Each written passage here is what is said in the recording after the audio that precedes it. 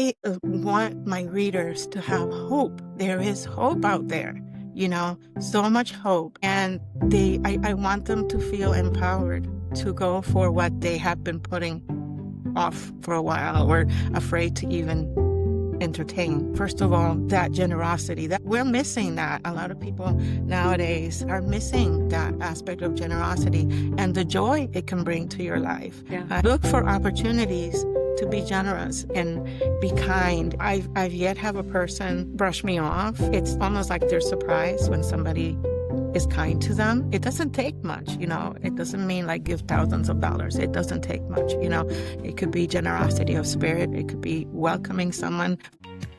Welcome to the Sock Door Podcast, where life is messy, but we always find meaning in it. Every week, we pull out the stories, the lessons, and the hidden gems. And then we ask the big question, keep it or kick it? If you're ready for real talk, brave steps forward. I'm your host, Lisa Begley, and you're listening to the Sock Drawer Podcast. Let's jump right in. Have you ever felt quiet pull to create something that honors where you've been and who you're still becoming? Well, today's conversation, it's about that beautiful intersection between heritage and reinvention. It's about how the stories that shape us can become stories that free us.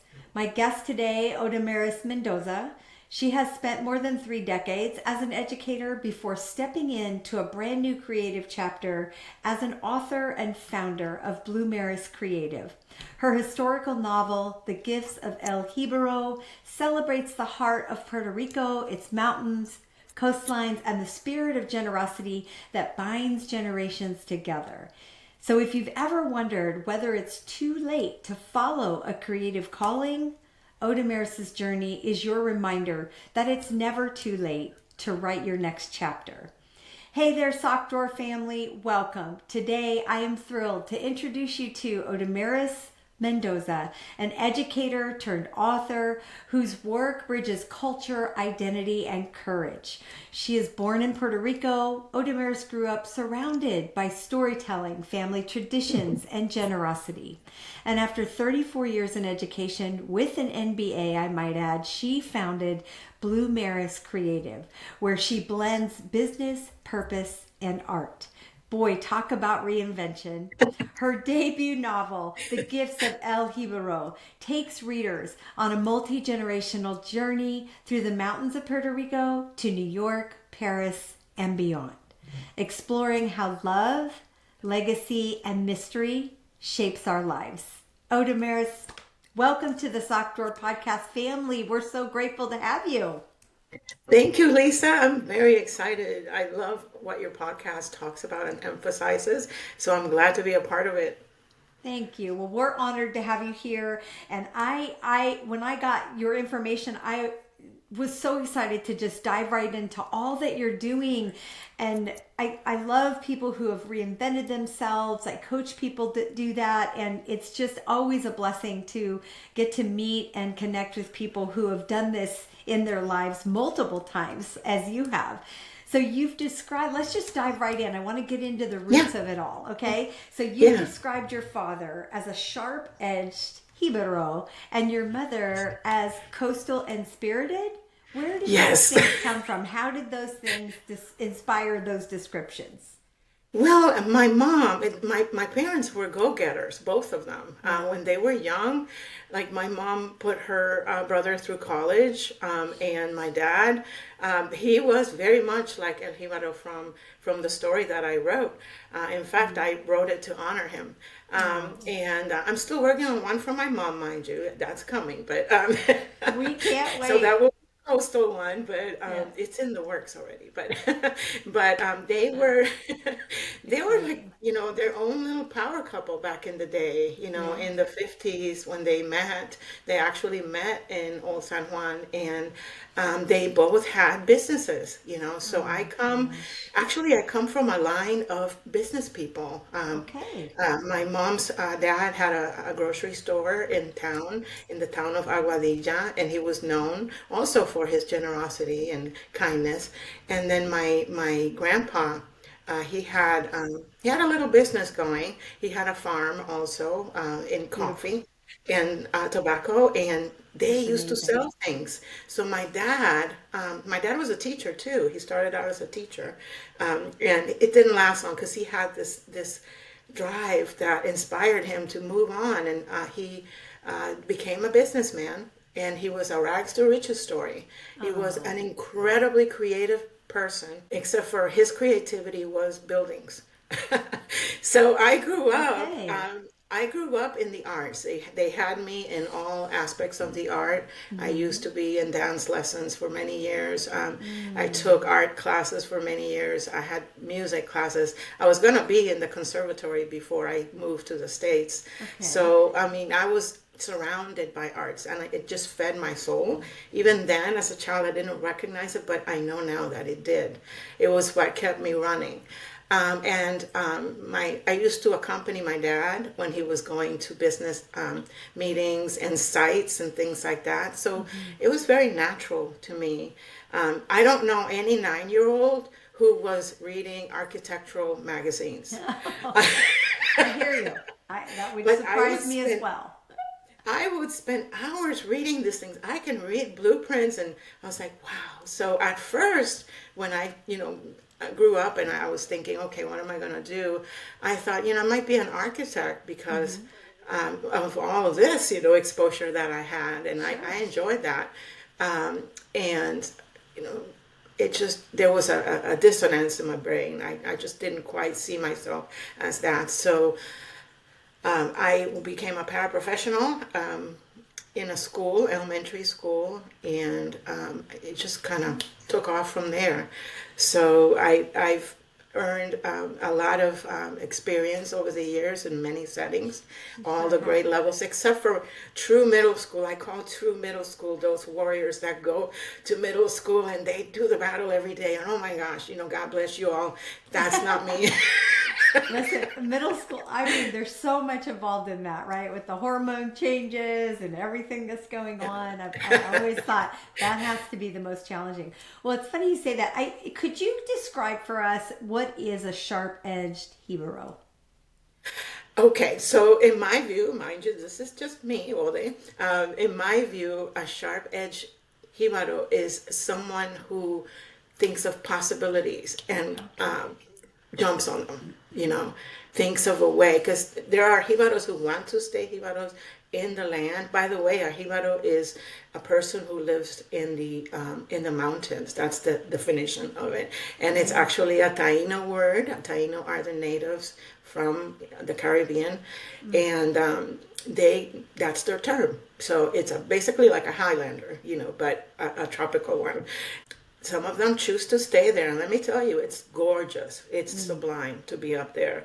Oh, But some of them want to do something else, right? Like all of us, we have different goals. So my dad was one of those who wanted to do something else. He had this drive, and he was the kind of person that, one of the things that I learned from him was he would treat people, everybody, it didn't matter your level in life or your station in life.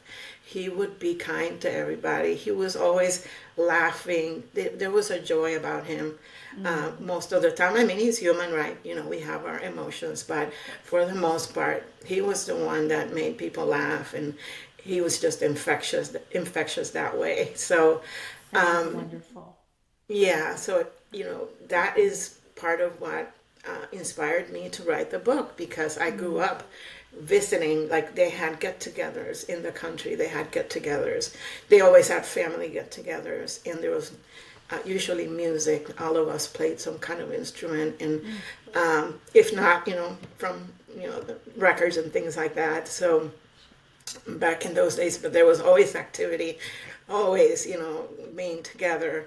And those were some of the things that he left behind, the appreciation for that. So maybe other people have heard this before, but, for the purposes of the podcast, I have to explain that when my dad passed away, Mhm. he did not, he had a very fast passing compared to my mom. So I felt like I didn't get a chance to honor him, Oh.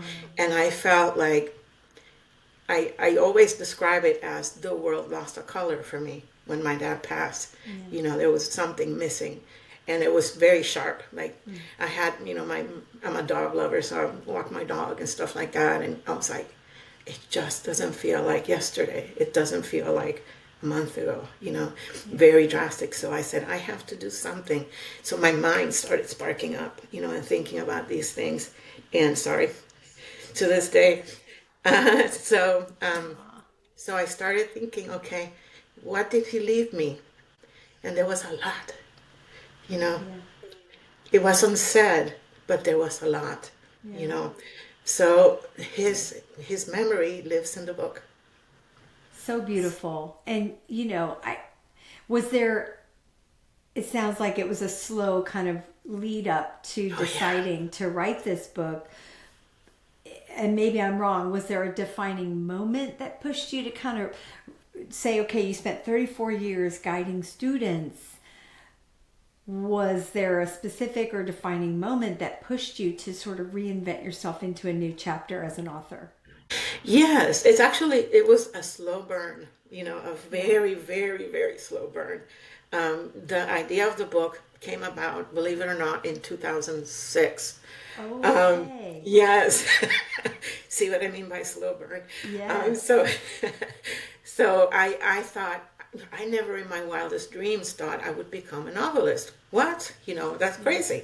So, and then I kept thinking, I'm going to make one, if anything, for my family to have, for the next generation, because I didn't want them to lose what we grew up with, you Yeah. know. And I said, well, let me think about that. So I kept putting things together in a map in my head, like a Yeah. like a story map, if you will, for lack of a better term right now. And I kept adding to it, and then I was like, okay, what would happen if this, and what would happen if that? So I had everything pretty much plotted out in my head for years, Huh. but life came at me really hard during those years. We Mm. had illness, like my mother became ill, and it was just a progressive situation. Mm. It took a lot of time. I work in the school, so that is a very intense job. I'm a mom too, so it was very, you run the house, everything. And I kept thinking about it, but I really didn't have the time to sit down and write. So things started finally slowing down. And in 2021, I kept telling myself, I really miss the arts. I really miss this. I need to Yeah. include that in my life, the Yeah. creative process, because, like I said, it used to drive me. And Mm. then as like you grow up and you have to adult or whatever you call it, you don't have That's much fun. I time, love right? it. So I Yeah. said, I need to do this. Yeah. And I kept telling myself, oh, but you've never been a writer. What are you going to do with, and I'm like, well, this is my self talking, in my head. I'm Yeah. like, well, you're just going to sit down and try it. Might not be perfect, but the worst that can happen is that you can try again and So tweak good. it, Yeah. and but you have to find this time to be creative.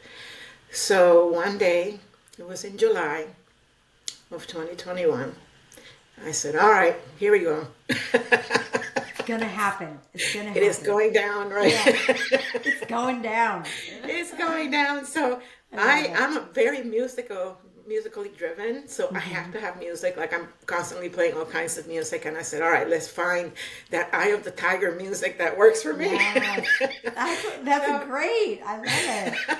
Yeah. not that exact song, right? But like an inspiring song for me, Yeah. right? For And then I you. said, all right, Yeah. I'm going to sit down. And I'm a night owl too, so I can't write during the day. It just doesn't flow. And I said, all right, I'm going to do it when it's quiet. The world is quiet, no distraction. And I Mm. actually sat down and wrote the first chapter. I was like, what? So I noticed that you weave in mysterious pebbles as symbols of timing and transformation. Do I have that right? Can you kind of share what those mean to you within the story? Mysterious, you mean? The mysterious Yeah. aspect of the story? Yeah.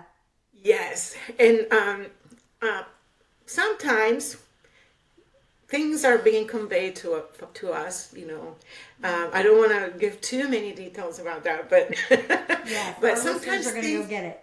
yeah, things are being conveyed to us, and we're too busy to pay attention, right? And that's what that's all about. You know, sometimes you have to zero in, be aware of what's being conveyed to you. And you'll see what it is in the book, but but that's the mysterious part. You know, these guys were busy, right? But Yeah. they paid attention, you know. Yeah. It also explores friendship, generosity, and heritage across the decades. How how do these themes mirror your own life journey now? Good question. So courage. I've had to have a lot of courage. I didn't. Sometimes we don't realize how much courage we have until we get hit by something that just makes it deploy, right? If Yeah. you will. So my courage became evident to me when my dad said, "Okay, you know, you're going to move to the U.S." And I'm like, "What?" You know, it took me, it blindsided me. Yeah. And my brothers had, you know, moved earlier in search of, you know, better educational opportunities, and they're all awesome and wonderful people and very accomplished. And it became my turn, and I never thought it would be my turn, but my dad felt strongly about that because he was a former educator, and he's like, no, you're going. And then wow, that was such an incredibly drastic change for me because I was in high school. So the last 2 years of high school, it was brutal. It was I'm very sure. brutal. Oh, I can only I imagine. spoke some English, but not as much as I needed, you know, Yeah. to navigate the whole scenario where I was placed, right? And Yeah. it took a lot of courage and a lot of buckling down and again being sharp edged in that sense Yeah. to make it.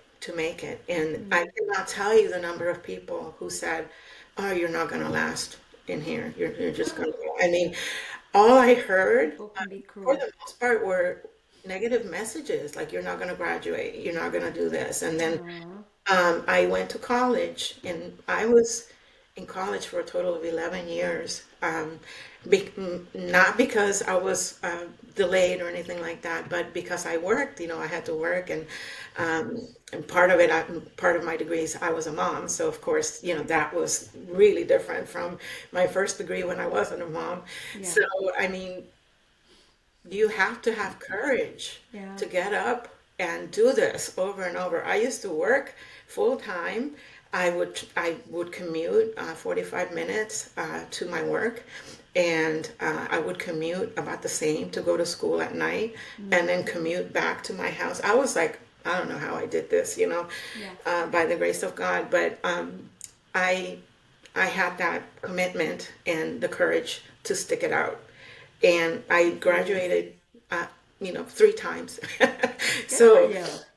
so I I know that from then I had courage, you know, a lot of courage. And It sure sounds like like it. Yeah. yeah, like I said, I'm a mom. Um, it, What, let me ask you this. What do you hope readers feel? What would you like to know that your readers feel after turning the last page? oh, wow. Okay. So I want my readers to have hope. There is hope out there, you know, Oh, so much hope. And I want them to feel empowered to go for what they have been putting off for a while or afraid to even entertain, you know. So I want them to have that sense when they finish my book. And I want them to have a sense of, first of all, that generosity. That we're missing that. A lot of yeah. people nowadays are missing that aspect of generosity and the joy it can bring to your life. Yeah. You look for opportunities to be generous and be kind. And you know, I've yet have a person brush me off. It's almost like they're surprised when somebody is kind to them. Um, Exactly. and it doesn't take much, it doesn't mean like give thousands of dollars. It doesn't take much. It could be generosity of spirit. It could be welcoming someone. For example, the other day there was someone who was coming to work in my home, and I said, "Hey, it's really cold out there. Would you like a cup of hot chocolate?" And he was like, "What? That is Oh, so nice." Like, he had yeah. never been offered a cup of hot chocolate. Mind you, I made a cup of real hot chocolate, not the powder stuff. Well, sometimes it's the little things, you know. I, Yes. I so agree with you. It could be a hug. Like I've been accused of being a long hugger. I'm a long hugger. Like I hug for a long time. And it could be weird, I'm sure, but I'm a hugger, and I think people, deserve a hug. I think people desire a hug. They may not even known. It could be the smallest thing. It could be holding a door. So I agree with you so much. Let's take a little pivot because I'm dying to jump into building Blue Maris Creative. So Okay. why did you decide to form Blue Maris Creative LLC, and what does the name signify for you? I know part of your name, but bring it all together Yes. for us. Yes. Well, my name means the song of the sea in Latin. Mm. And then the Maris part is, of the sea. So I was trying to think of an appropriate name for my next chapter, my next creation. And I love the color blue, as you can see. Uh, it's part Love of it. me, and I wanted a little bit of me in the title, so I named it Blue Maris, which means blue sea, um, creative, Okay. and and Awesome. I'm sorry. I said it's awesome. I love it. I love the connection. Yes, Yeah. thank you. So I have been in education for a grand total of 34 years. And in time, it will be time to retire, and I want to do something creative this time around. That is my goal. So I also paint. Um, I I have many things that I've painted, and I don't have a lot of time. I'm Mm-hmm. focusing on the writing right now, but I would like to get into that and do my own art as well for my books and things like that. So, as a matter of fact, the picture that is in the book behind me, I painted that. So, it is a Oh. picture of the doors of Old San Juan. It Mm. used to be my parents' favorite door. Mm-hmm. So that's another way that I included that to honor them. So good. So, So good. but my next venture is going to be creative. So the main focus will be, I will continue to write novels, and I like the research part of my novels because I take great pains to make sure that I have it 100% correct, and the way that presented in a way that it makes sense with the book. And it's a learning process for me as I do the research, and it's like a puzzle, right? Like putting a puzzle together. That's the Yeah. way I look at it. So I think that brings in the analytical part of me, but it meshes it well with the creative part. That's so lovely. I wonder what has surprised you. I'm curious to know what has surprised you most about building a brand around your writing.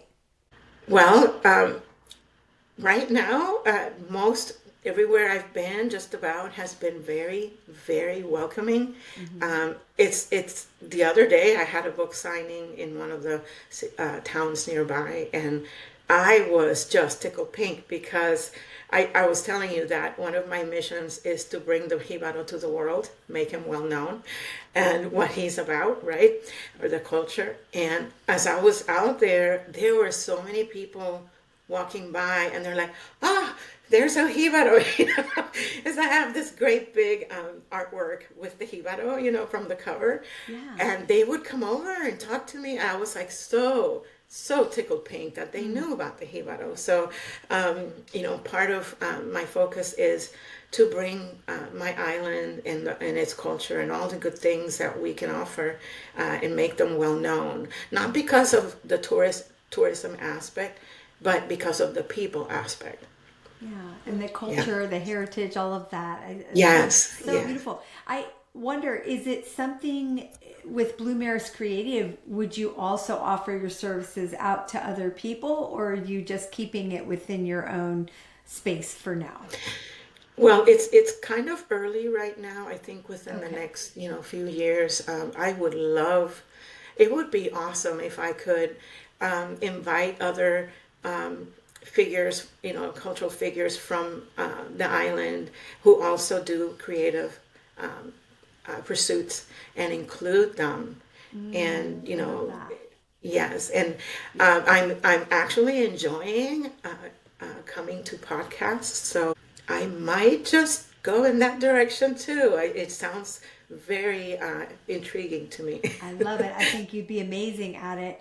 I think for our listeners, in fact, considering, thinking about our listeners and their own creative ventures, you're so motivated and you're so courageous in your steps that you've taken. What's the first step that, say, anybody could take today to head in that direction if they felt like they wanted to start their own creative adventure?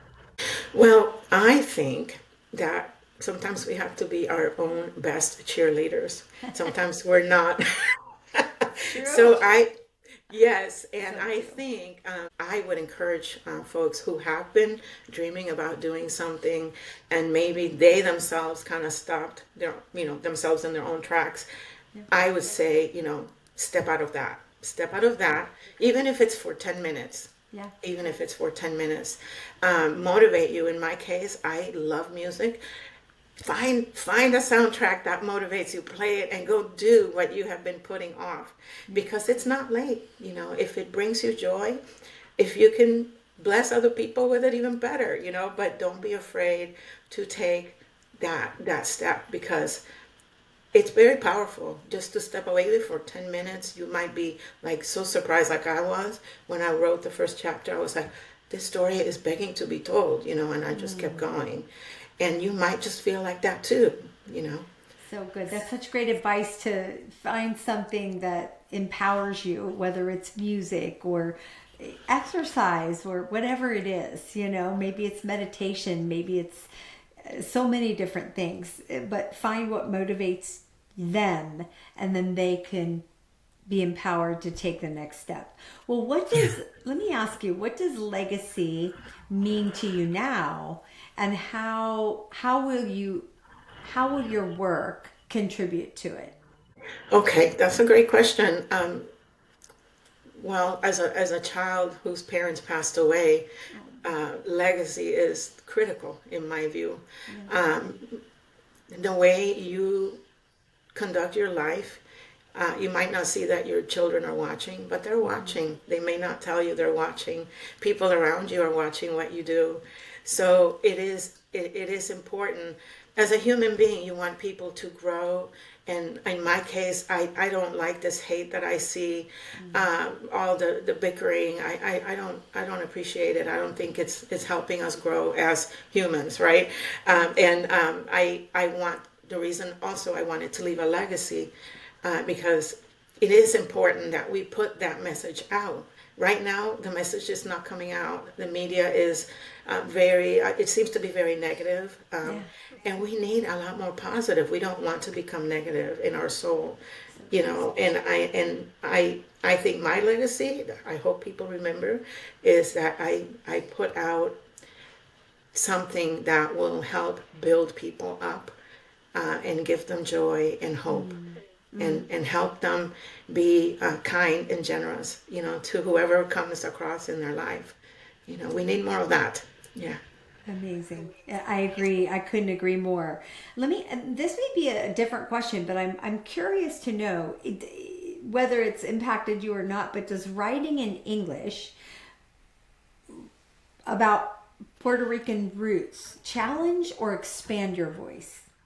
Well, it's funny you would ask me that, because at first I was kind of torn about how to go about it, Yeah. because you have people here who might not have ever heard of Puerto Rico other than, oh yeah, it's a great place to vacation, right? Hmm. But you also have second generation, third generation Puerto Ricans who have been born here and raised here, and they have heard from the culture, but they have not seen any representation about that, right? About that particular aspect. And I said, wow, because I could think of my students, and they would be tickled pink to see the representation in the literature. Yeah. And I said, well, I think I'm going to do it in English.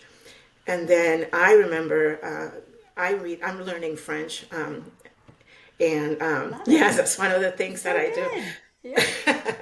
do. So I keep thinking, oh, when I have to see what something means and I don't quite follow, and then you have to go back to the back of the book or whatever, Sure. I really don't like that. So I think the purists might disagree with me, but I'm not about the purists. I'm about the readers Yeah.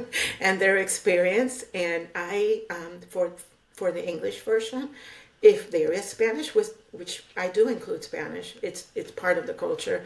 Yeah. You will know immediately what it means. You don't have to turn anywhere, and distract yourself. You will keep your momentum as a reader, because it's going to be right there on that page. So I decided to do it that way. Mm. The Spanish version will be coming out very soon, and that one is not going to have a lot of extra things pertaining to the language, because it will be recognized very easily. But it is. I was reading the first part of it, and oh my gosh, I cried when I read it in Spanish, because it is so true that the representation is there. Yeah. And I think it's really going to touch people when they start reading it and they see. I included a lot of places that are well known, a lot of places that might not be. There's legends included, things that come in naturally when you are, living as a family and you go places and things like that. And Yeah. I found a way to honor that. There's music, Mm. there's foods. I mean, expressions that we say. Some of them are very funny. There's humor, especially when the kids are growing up. The main characters' kids are growing up. They're funny, and um, so there's a lot of. It's a great mixture of everything to give you a good picture of Mm. what it's like, what's the culture like, and what are we Wonderful. about. I even included recipes in the back. Oh. This is what I make at home, that are like Hibaro cuisine, basically. Yeah. And you can make a whole meal just like what the characters ate.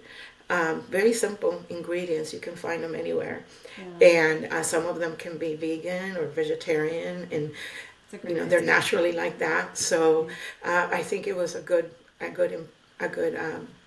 addition. I do intend to expand that in my next books and just keep adding that, because I think it gives you another window into the characters that most people Yeah. don't think about. Yeah, for sure. I love that. That's a great idea, and just giving a recipe, an authentic recipe from the culture, from the heritage. I just love that.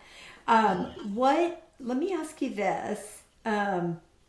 What has this chapter of reinvention taught you about patience, maybe identity, self belief? Yeah, that's another great. You are full of great questions today. I worked really hard at it. Okay, so Yeah, well, I'm I came curious, I'm curious to know. I came full circle, like being from Puerto Rico. We're all proud of being Puerto Ricans, no matter who they are. You'll see that probably won't find a Puerto Rican who's not proud of being Puerto Rican.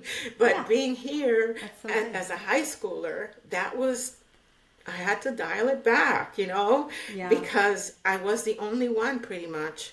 And so I concentrated in, my what I had to do, learn English, more English, focus on the on my school and things like Yeah. that. And I kind of lost some, um, and I was not happy about that. Mm. I didn't speak a lot of Spanish for a long time, Mm. and I was like, no, this is wrong. This is so wrong. It feels wrong, and I I took it back. I took it back, So because good. that's who I am. That's part of Yes. who I am. And it wasn't recent. It's been years. I Right. stay in touch. I do not live in Puerto Rico, but I can tell you what's going on in Puerto Rico because I watch. I know the news, what's happening. I stay in touch with my family Yeah. as much as I can. And if there is anything about Puerto Rico, I'm there. The other day there was an art exhibit. I was so overjoyed to see the painters from Puerto Rico in my Mm. town. I made a beeline and I was just loving every second of it because it just fed my soul so much. Mm. Yeah. And that's what it's about. I Yeah. think reclaiming like who you are, your identity, it feeds your soul. It Mm. makes it sing, and we need that. So We true. if you think about us, like I'm sure you've had some challenges in your life. Most of us do, and we're battle scarred, by Yeah. life. If you think about it this way, Yeah. and we have to search for whatever is a balm to us, whatever Yeah. feeds us. And it's there. Sometimes we push it off, like I did, for many years. Yeah. But once you get it back, it's like, wow, it's like I'm way Mm. happier now Mm. that I have ever been, um, because I'm making a point to include that and to fight for that because Yeah. that's what it's all about for me. Well, looking back now, if you could speak to your younger self, the one standing in front of a classroom, what would you tell her now? Okay. Be a long conversation. No, I'm laughing because when I first came to be a teacher, I did not have a teacher voice. And I was like very Yeah. soft spoken, and then I was like, okay, you need to learn to speak like a teacher, like Yeah. yesterday. Yeah. So, and that's an analogy because we have to speak louder. Like sometimes we have to speak louder to ourselves so that we ourselves will hear what it is that we want to do that we've been pushing off, right? Yeah. So I would say, first of all, we need to have some grace with ourselves Sure. because there's a lot that we do in our day-to-day life, and it's very taxing sometimes. Sometimes it's fun, and sometimes it's very taxing to our soul. And I've learned, especially in the last 10 years, I would say, that it's important to spend time developing these things. It might be something simple like starting a garden. Mm. And I love gardening, by the way. And it could be something simple like that. And I make sure that I'm including those things. Yeah. Um, it might not be something at a huge scale, right?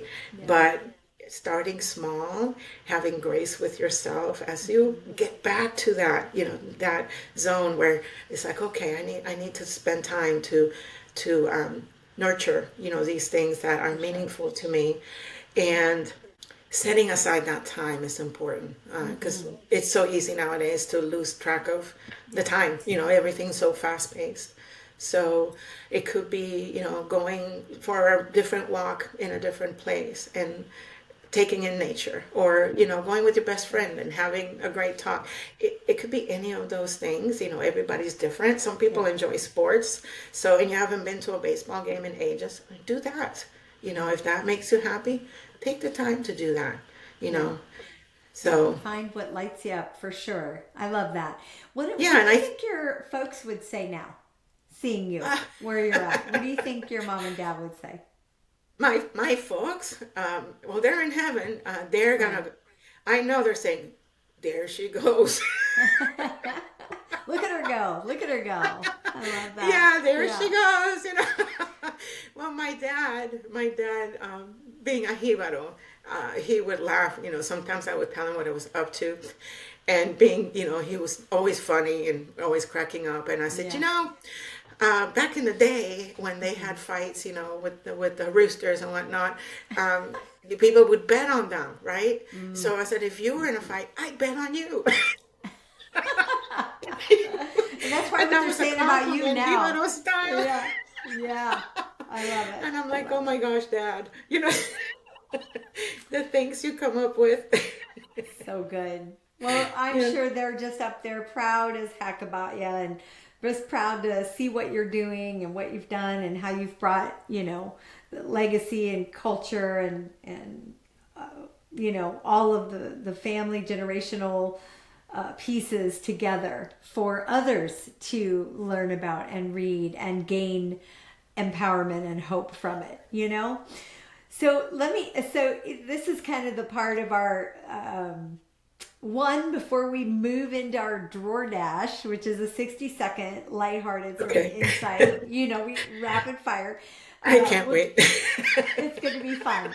But, and we always do this for our listeners as part of our show. But is there anything else you would like our listeners to know? And we do have the Tiny Dare segment, so I'm going to have you come up with something for them. But, is there anything that we kind of didn't touch on that you'd like our listeners to know about you? Me in particular? Your Or book, your Blue Maris Creative, what you've got going, anything. yeah, well, like I was explaining, my book is going to be coming out in Spanish, and I am working on getting it as an ebook, and next year it should come out as an audiobook. So look for that, and Okay. I trying to see how I can inject more music into the book. You could hear the Hibaro music in my website if you were wondering about that, because Oh, the I love teacher and that. me, the Hmm. teacher and me included all that in my website. You could hear the music, see the places that they visited, Hmm. and there's like all these little things that you can click on to view, Yep. so that you can get a better picture of their world, right? Yep. So I'm trying to see how I can incorporate that in an audiobook so that it gives you an even truer picture. So good. And it kind of almost takes you right there with, Yes, in the story. yes. So that's wonderful. Well, good. Well, and I that is at bluemariscreative.com. Yes? Well, it's actually my name. It's Odomaris-Mendoza.com. And Okay. I'm then you'll glad we see asked the about that. Blue Yeah. Maris information there. Beautiful. Uh, yes. Okay. Are you ready? We're going I'm to do the ready. 60-second drawer dash. All All right. right, I'm just going to let's do shoot it. some rapid fire questions and you answer just the first things, just fun. Okay. First thing comes to mind. Okay. Morning ritual that sparks your creativity. Oh, Puerto Rican coffee. Oh, okay. I love That's it. it. It has to be there. It's not a morning if I don't have my coffee. Okay. Is there a specific brand or something specific that you Well, use? there are a few. So there's Good. Jaucono, Yaucono. That one's really good. You could have something like Cafe Crema. Those are very smooth coffees to Okay. try. The brain has Okay. to be lit. For sure. Favorite writing snack or comfort food? Oh, I don't eat when I'm writing. I Okay. just realized that I don't. I Okay. do have. Do you I have a like favorite recipe or comfort food that you like uh, or that you make often? mofongo. Mofongo. I Okay. know you don't know what mofongo is, Don't but have any you need idea. to look up mofongo. Can you spell It's that for spelled us? Mofongo. Mofon. I sample mofongo everywhere I go, but mofongo is made. It is a Hibaro food.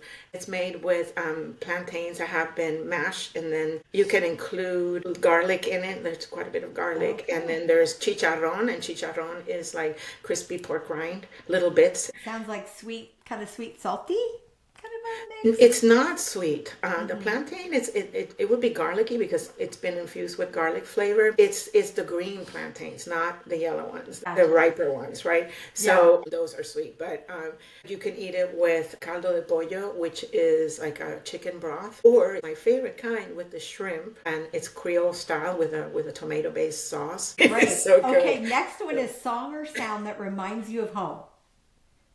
The sound that reminds me of home. Song or a sound. Either one. I love En mi viejo San Juan because it means in my old San Juan, because my dad, he has strong ties to old San Juan. And I grew up there basically. I would visit there all the time with my dad, and he would go because that's where he got started in his business. There was a restaurant that I visited my entire life. It's in the book also. It's legendary. And so every time I hear that song, oh my gosh, I start crying. I sing Do it, you, and I'm not a okay. good singer, but I have to sing it because it speaks to me. Do you have a hidden talent or a hobby outside of writing? It is a very obscure hidden talent. You will never Besides your believe. create, beside your art, what is it? Well, it's related, Uh-huh, because that's what uh-huh. I do. Yeah, because you're creative. What But is it? from when I was little, I was in dance class and I learned to play the castanets. So Mm. that's a very hidden talent. I don't go Oh, I around love it playing the though. castanets. People would give me a side eye. I think, what is this They lady should doing not do doing that? that. What is that? But it's so great. So every once in a while, I'll break them out and I'll Yeah. play, my music, and I'll just go to town and play them. Another hidden talent that's more practical, if you will. I can fix things. My handyman would beg to differ, I think, but because I give them the harder things to do that I can't Sure. physically do. Last question. One word to describe this season of your life. I would say a season of plenty. Yeah, Yay. it's Wonderful. time. Yeah. Well, okay, that leads us into a season of plenty, y'all. All right, that leads me into our tiny dare. Every week, our guests create a tiny dare or a challenge that is small and meaningful in and of itself, but it helps our listeners maybe to encourage them to take one small step toward their goals, towards their happiness and joy. What's your tiny dare for our audience this week? Something they can do today to maybe reconnect with their roots or reignite their creativity spark? I think it goes with what I talked about already. I'm a Yeah. big proponent of that. I would say, listen to that voice that's been speaking to you. Like, Mm-hmm. really listen to it. Take some time, 10 minutes, and say, okay, at this time in my life, what is it that I've been not doing that I really need to do, and acknowledge it, because sometimes we don't even acknowledge it, and take, even if it's 5-10 minutes to try to do it or begin to plan to do it. I think that would be something very productive for a lot of people. I love that. So, listeners, you heard her. Try to listen to your intuitive voice, something that's kind of pulling at you that says, this is what you're meant to do. Take time to listen, and that's different for everybody. And I think, whether it's just being quiet or going for a walk or listening to your favorite music, like Odomaris said, take time to listen to what's being said inside you, in your heart, in your soul. Odomaris, thank you for bringing such depth and grace to today's conversation. Your story, gosh, it just reminds us that, you know, we all have a call to create something. And whether through its words or art or action, it doesn't fade with time. It waits for us to listen, just like you just said. So, for everyone tuning in today, audience, here's your thought for the week. Maybe reinvention isn't about finding a new path, it's about finally walking the one that's been whispering to us all along. Stay So true. inspired. Keep moving forward, one brave step at a time. We'll see you in the next episode of the Sock Door Podcast family. Thank you so much for being here. It has been a true pleasure. Thank you for having me. All right, Sock Door family, that's a wrap on today's drawer dump. Big thanks to our guests for sharing their story and their heart with us. Until next time.